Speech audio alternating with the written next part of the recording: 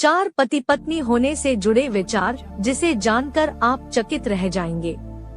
गौतम बुद्ध के अनुसार हर पुरुष की 4 पत्नियां और हर स्त्री के 4 पति होने चाहिए। लेकिन आखिर उन्होंने ऐसा क्यों कहा और इसके पीछे का कारण क्या है, इसका जवाब आपको इस कहानी में मिलेगा। गौतम बुद्ध द्वारा सुनाई कहानी। एक व्यक्ति की 4 पत्नियां थी।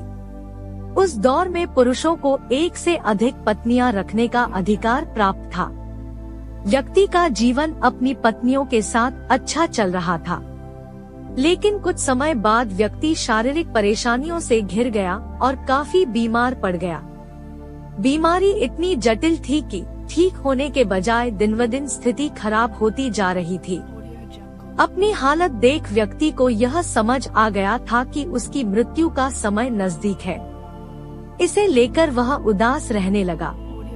पहली पत्नी का जवाब। एक दिन उसने पहली पत्नी से कहा, प्रिय, मेरी मृत्यु नजदीक है। मैं जल्द ही अपने शरीर का त्याग कर संसार से मुक्त हो जाऊंगा, लेकिन मैं अकेले नहीं जाना चाहता हूँ। मैंने हमेशा तुमसे प्रेम किया और आज भी करता हूँ। क्या तुम मेरे मृत्यु के बाद मेरे साथ चलोगी?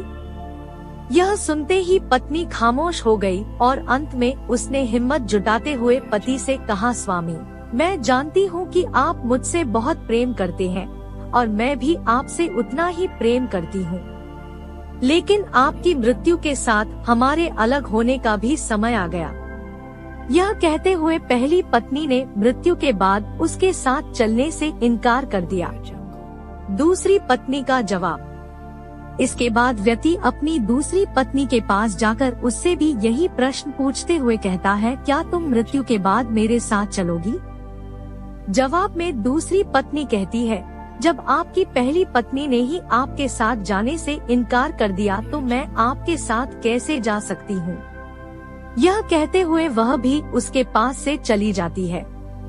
तीसरी पत्नी का जवाब। व्यक्ति की मौत अब बेहद करीब रहती है और वह मृत्यु के बाद अकेले होने के कारण उदास मन से तीसरी पत्नी को बुलाकर भी यही प्रश्न करता है। तीसरी पत्नी भी मृत्यु के बाद उसके साथ जाने से इनकार कर देती है। चौथी पत्नी का जवाब। मृत्यु को और करीब पाकर अब व्यक्ति की सारी उम्मीदें खत्म हो चुकी होती है और अंत में वह अपनी चौथी पत्नी को बुलाता है और हिम्मत जुटाकर वही प्रश्न पूछता है जो उसने अपनी 3 पत्नियों से पूछे थे। व्यक्ति कहता है, मैं मरने के बाद जहाँ भी जाऊँगा, क्या तुम भी मेरे साथ वहाँ चलोगी? तब चौथी पत्नी कहती है, स्वामी, मैं आपके साथ जरूर चलूंगी। आप जहाँ भी जाएंगे मैं भी आपके साथ चलूंगी और आपका साथ दूंगी, क्योंकि मैं खुद भी आपसे दूर नहीं रह सकती। कहानी का सार और सीख। कहानी को सुनाते हुए गौतम बुद्ध अंत में कहते हैं, हर पुरुष और महिला के पास 4 पत्नियां और 4 पति जरूर होने चाहिए।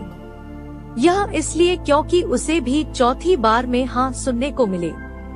हालांकि कहानी में बताए 4 पति और पत्नी का तात्पर्य यहाँ गौतम बुद्ध ने जीवन के पहलू को बताया है। गौतम बुद्ध के अनुसार इस कहानी में पहली पत्नी हमारा शरीर है, जो मृत्यु के बाद हमारे साथ नहीं जा सकती। इसलिए मृत्यु के बाद शरीर को जला दिया जाता है या दफना दिया जाता है। दूसरी पत्नी है हमारा भाग्य है।